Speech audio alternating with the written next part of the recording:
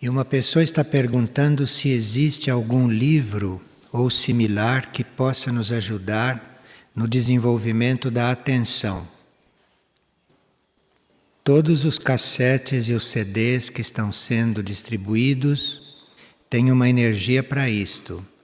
A forma como os assuntos são colocados ajudam as pessoas a se concentrar naquilo que está sendo dito.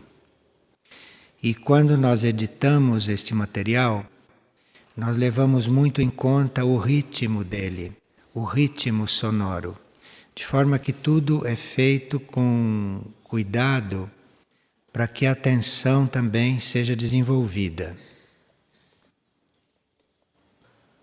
E uma pessoa está perguntando como fazer para conciliar, estar 100% atento a tudo do lado de fora e ao mesmo tempo cuidar da vida interna.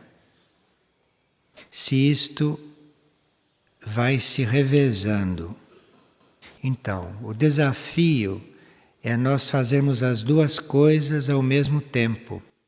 O desafio é você estar ordenado, estar atento a tudo que é externo e ao mesmo tempo ter presente a parte interna, ter presente o mundo interior. Porque o interno com o externo não são para viver separados. Então o desafio é justamente você conseguir as duas coisas. É claro que no princípio você está mais extrovertido do que interiorizado, ou vice-versa. Mas depois, com o tempo, esta situação vai se normalizando e você vai conseguindo equilibrar esta atenção interna com a atenção externa. É uma questão de treinamento e nisso não se deve desistir, porque cada passo que se dá é válido para toda a eternidade e todo o esforço que se faz, a uma certa altura, ele emerge como realização.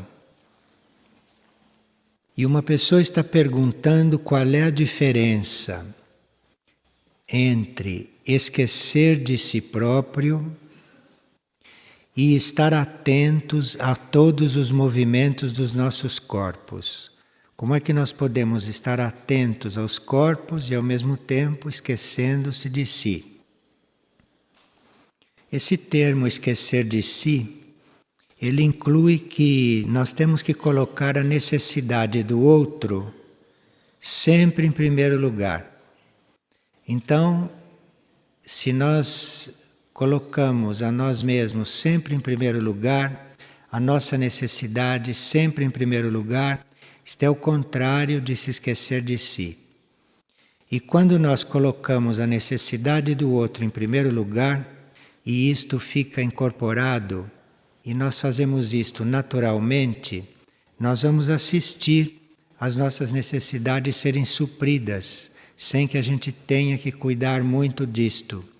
Mas isto é uma coisa que se pode chegar só pela vivência, só pela experiência.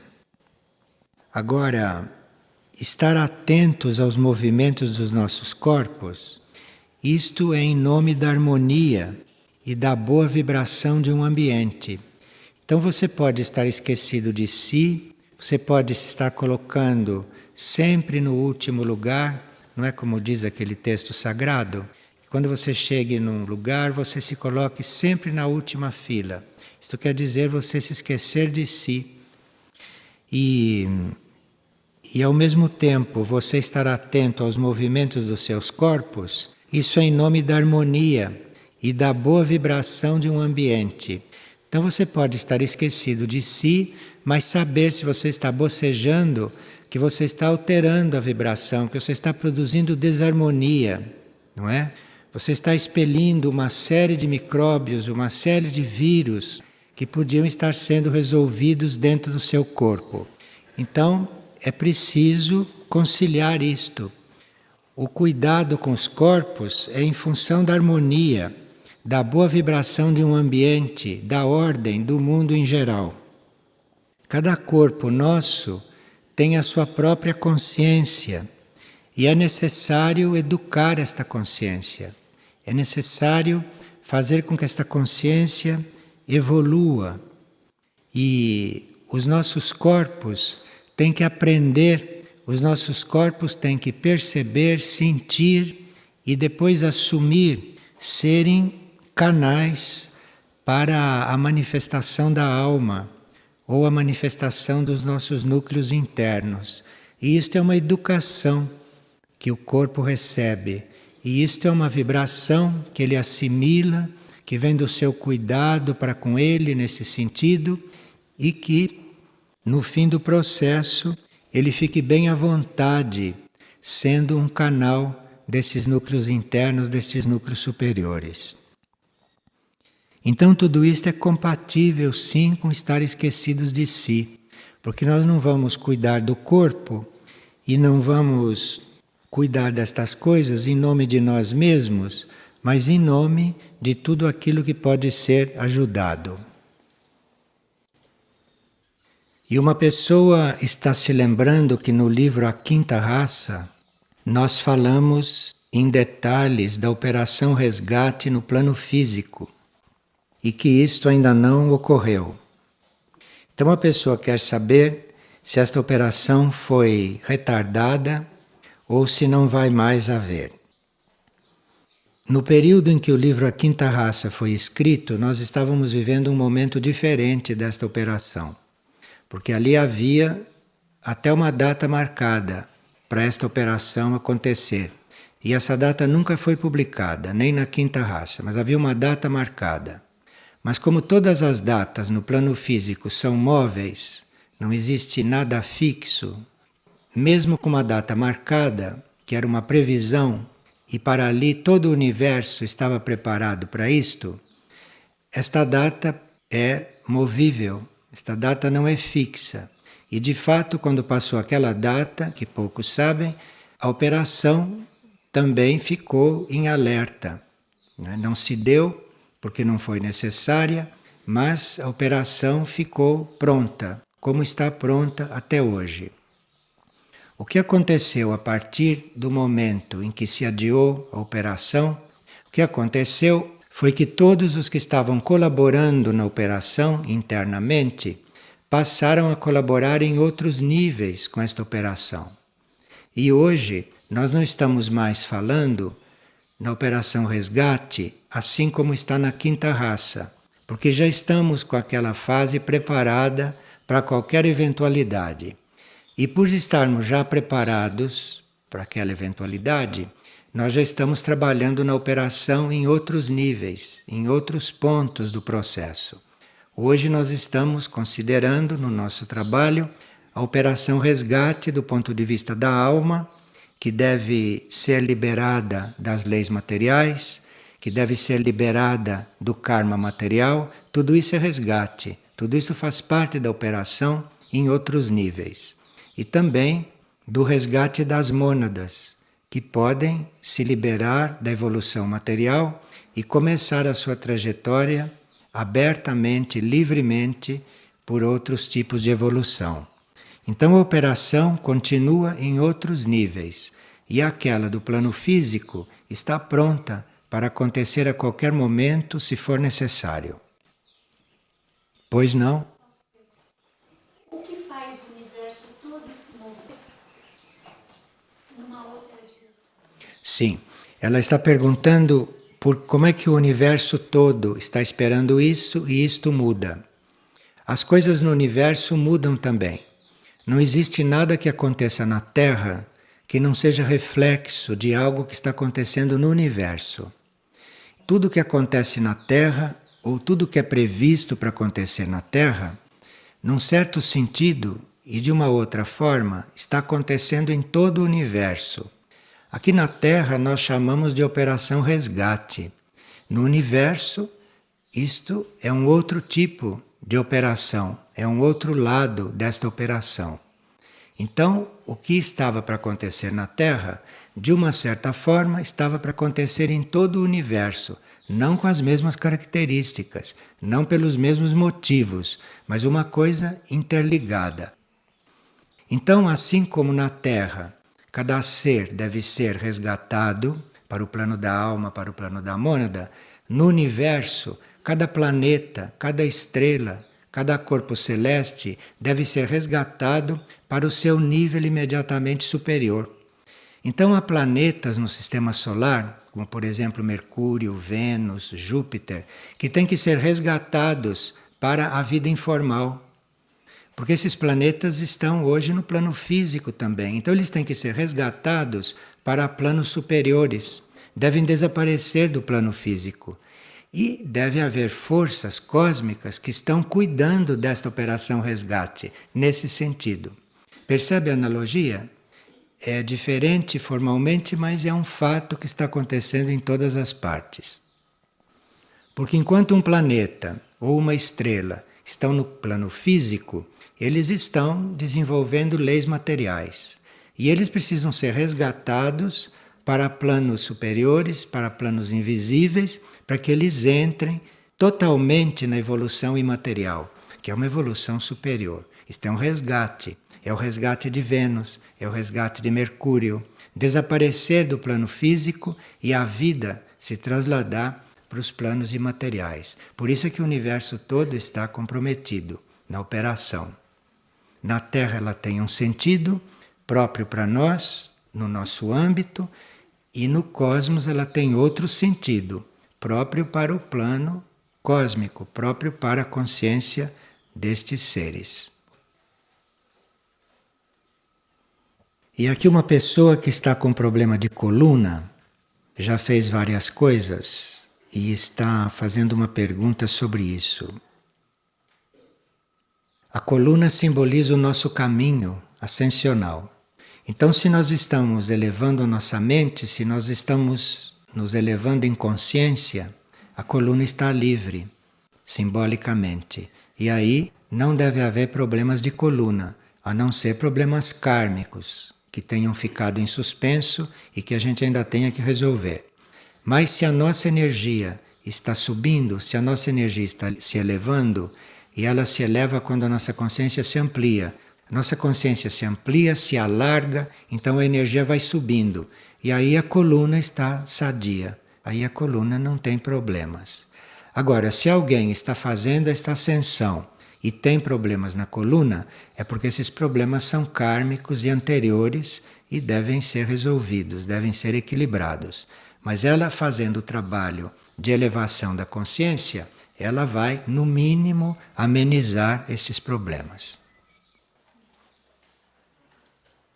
Uma pessoa gostaria de saber o que é este sentimento de vergonha e de timidez que ele sente.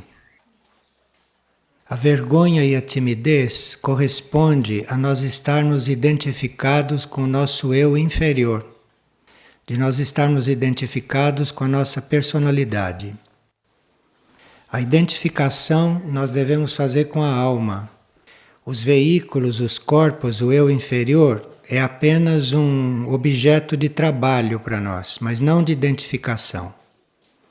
Se vocês se lembrem, os sábios, como Maharishi, ensinava a gente a dizer: eu não sou o meu corpo, eu não sou a minha mente, eu não sou o meu emocional. Quer dizer, é o contrário da identificação com esses níveis. Esses níveis são para ser tratados, porque geralmente são doentes nesta humanidade. Então são níveis a ser tratados. Então é uma identificação com o trabalho que se tem com esses corpos e com esses níveis. Mas a identificação é com a alma, é com o eu superior e não com o eu inferior. Então, se a pessoa está muito centrada nos corpos, no eu inferior, ela acaba sentindo vergonha ou timidez. Outros sentem outras coisas. E uma pessoa está perguntando: quando sentimos o nosso corpo mental e o nosso corpo emocional muito abalados, qual é o tratamento para esta alma?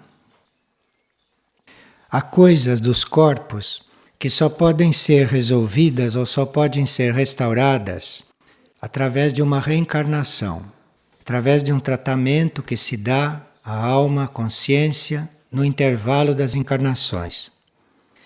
Mas há também possibilidades de se regenerar um corpo na mesma vida através da lei da transmutação. Que a transmutação pode transformar, inclusive, as células de um corpo mental, de um corpo emocional ou de um corpo etérico.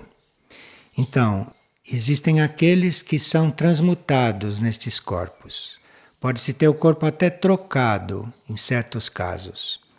E outros que precisam da reencarnação para começar este restauro.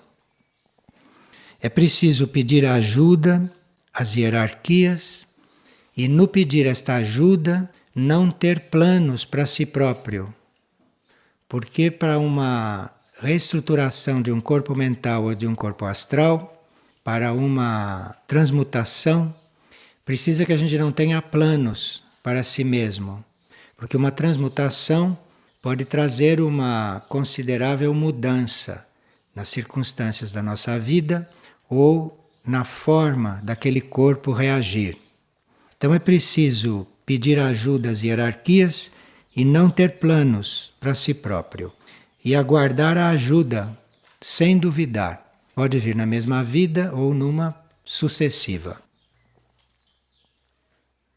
E aqui uma pessoa está preocupada porque tem uma filha de 3 anos que atualmente está sob os cuidados da mãe. Ao mesmo tempo, diz a pessoa, eu sinto vontade de me trabalhar aqui em Figueira. Mas se eu opto por estar em Figueira, estarei fisicamente longe da minha filha e da sua criação. Como fazer? Bem, aqui diz que a filha está sob os cuidados da mãe. Então, se está sob os cuidados da mãe, está sob os cuidados da mãe.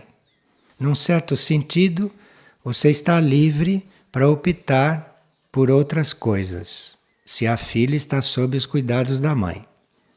Agora, depende do que você vai fazer. Se você vai fazer um outro caminho para realmente se transformar e depois você ser outra pessoa que possa ajudar esta filha, então este é um ponto. Agora, você precisa pedir luz interna para ver o que deve fazer. Nem sempre a nossa presença física é a melhor coisa. Às vezes de longe a gente é melhor, mas às vezes não. Às vezes é preciso a presença física. Então precisa pedir luz interna sobre isto. Agora, uma pessoa diz que quando ela pede para alguém fazer algo para ela, parece que fazem como se fosse obrigação e ainda mal feito. Então, isto é porque você em vidas anteriores não ajudou a ninguém. Então agora você não tem direito a toda a ajuda que você gostaria. Porque quando nós servimos a Deus, ao mundo, aos seres, quando nós servimos, quando nós prestamos serviços esquecidos de nós acabamos servidos. Agora, nós não acabamos servidos como prêmio, não se trata disto. Nós acabamos servidos para não termos que nos ocupar com certas coisas, quando podemos estar nos ocupando de outras. Então, o princípio de nós servirmos alguém é liberá-lo de certas coisas para ele poder fazer outras que ele não poderia fazer se estivesse ocupado com aquelas que você está assumindo. Então, nós vamos ajudar alguém para liberá-lo, não é para ele descansar, não é para ele não fazer, é para liberá-lo para fazer outras. Nisto é preciso muita consciência para que as coisas entrem numa certa ordem. E quando nós não fazemos isto, é claro que a gente vai ter dificuldade para encontrar ajuda espontânea. Porque a ajuda compulsória também se pode obter, mas não é isto que a pessoa está querendo. A pessoa está querendo que os outros a venham ajudar espontaneamente. Para isso precisa que ela esqueça de si e que ela trate mais dos outros do que dela, para que com o tempo isto vá acontecendo. Nós sabemos que nas estruturas futuras, nas estruturas sociais futuras, as pessoas terão uma outra consciência e liberarão os seus semelhantes, liberarão os outros de suprirem certas necessidades físicas de si mesmos. Porque aí, se um indivíduo que serve a um grupo, que serve a uma comunidade ou que serve ao mundo, fica liberado da canalização de certas forças para coisas materiais, aquilo pode ser transmutado, aquilo pode ser dirigido e conduzido para níveis, para planos, para tarefas que nem todos estão treinados para cumprir. Então nós ajudamos os outros, não é para liberar os outros de certas cargas. Nós ajudamos os outros para que ele fique liberado para fazer coisas que ele pode fazer e que outros não poderiam. Então assim a manifestação vai sendo completada, a manifestação vai sendo desenvolvida. E muitos já têm esta consciência, muitos nascem com esta consciência e já fazem isto naturalmente, e outros precisam aprender.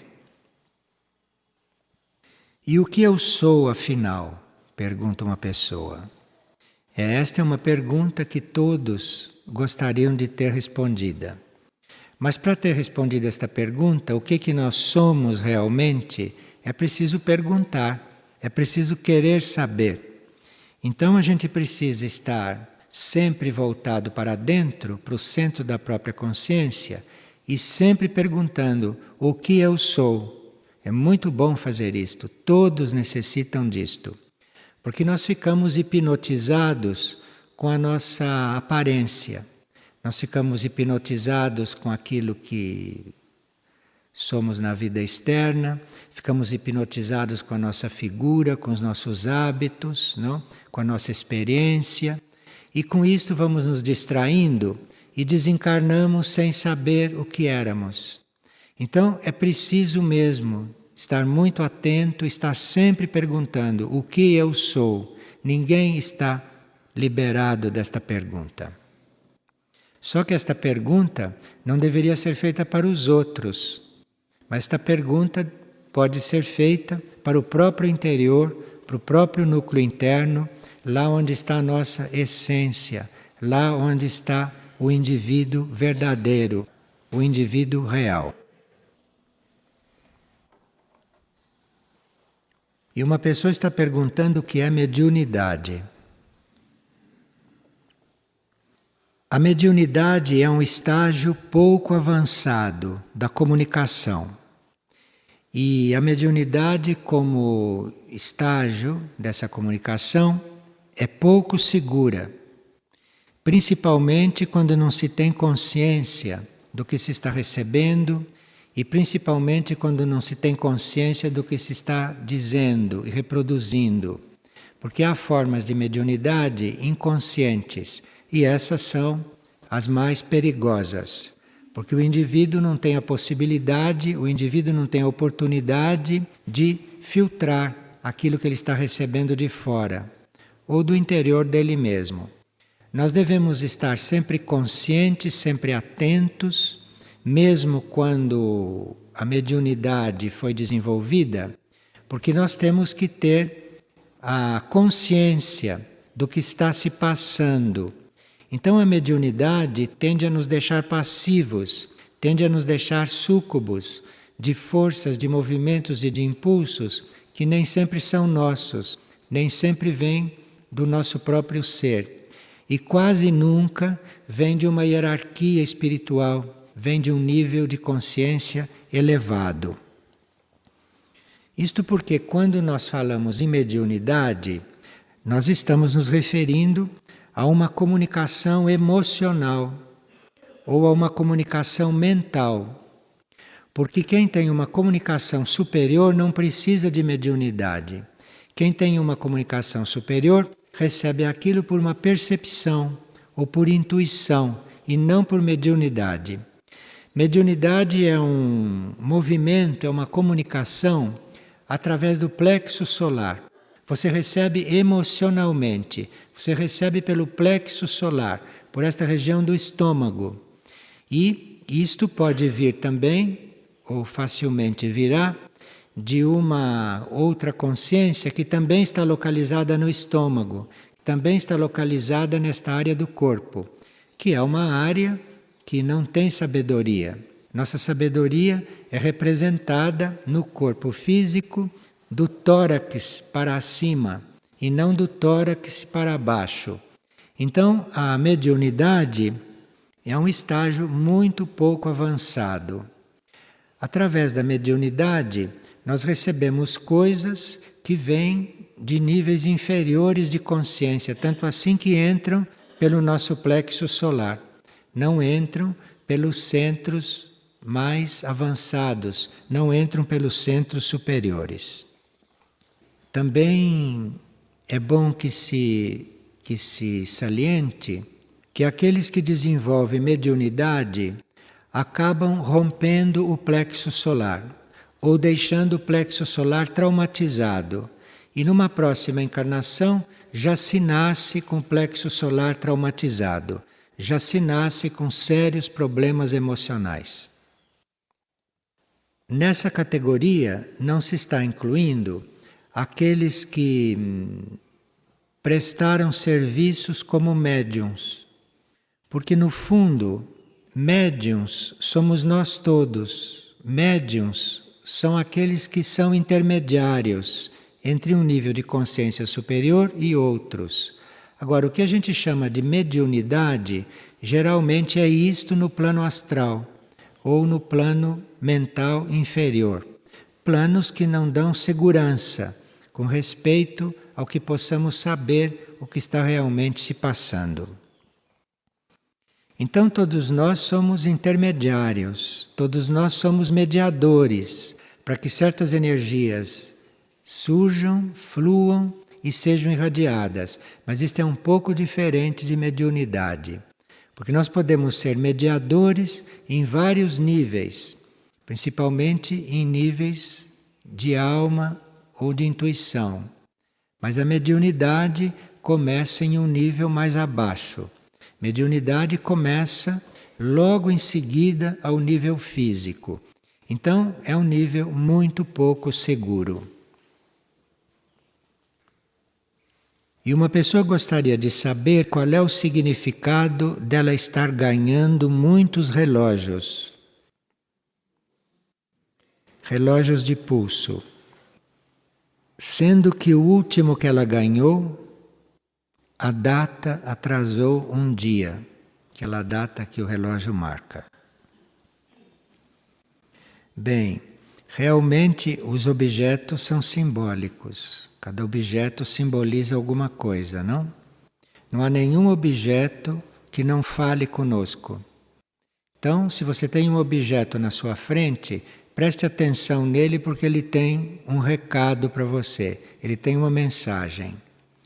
Então, se nós ganhamos relógios, isto pode significar que chegou a hora de nós ficarmos atentos a certas decisões, que chegou a hora de nós prestarmos atenção em alguma coisa.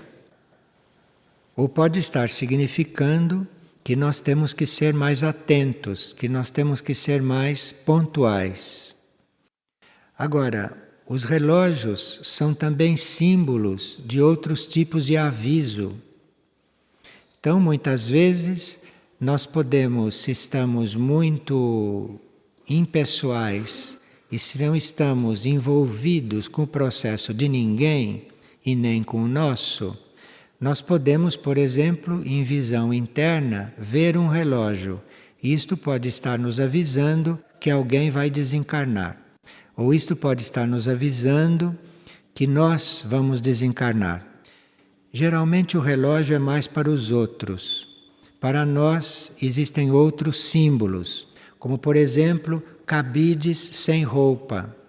Então, se a gente vê um cabide sem roupa e o cabide é dos nossos, é sinal que a gente deve se preparar para deixar os corpos aqui em paz e partir sem eles. Então, esses objetos são muito simbólicos e falam conosco muito diretamente. E às vezes no momento muito oportuno, que é bom que a gente tenha essas premonições ou que tenha esses avisos para poder se preparar. Não para ficar desesperado, mas para poder se preparar, para pôr as coisas em ordem, para se concentrar, não é? E para chegar lá do outro lado, atento, alinhado e em ordem. Porque, como vimos ontem, essa atenção às coisas aqui podem redundar em todas essas manifestações. Então, se eu estou atento, eu, por lei, devo ser avisado de certas coisas, porque isto corresponde ao meu estado de atenção. Se eu estou num estado de atenção, se eu estou num estado de observação contínua, sincera, eu tenho direito, por lei, de pressentir as coisas. Eu tenho direito, por lei, de perceber aquilo que vai acontecer, aquilo que está chegando.